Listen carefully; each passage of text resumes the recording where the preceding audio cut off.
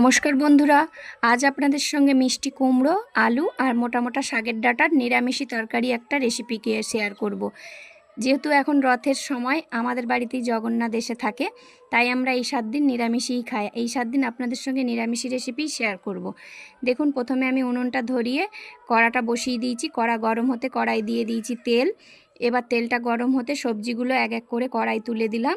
এবার খুব ভালো করে সবজিগুলো কষিয়ে নিয়ে এতে একটু দিচ্ছি ছুলে রাখা আদা, লঙ্কার গুঁড়ো, পরিমাণ মতো হলুদ গুঁড়ো, পরিমাণ মতো নুন দিয়ে খুব ভালো করে কষিয়ে নেব। এবার দিয়ে দিচ্ছি জিরে গুঁড়ো আর ধনে গুঁড়ো।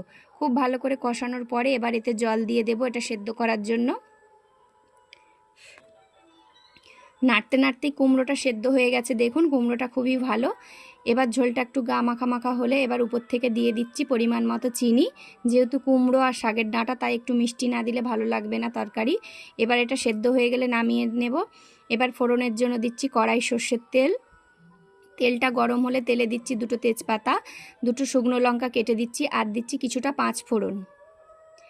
এবার ফোড়নটা খুব ভালো করে লাল করে ভেজে নিতে হবে। খুব ভালো করে ভাজা হয়ে গেলে এবার তরকারিটা ফোড়ন দিয়ে দেব।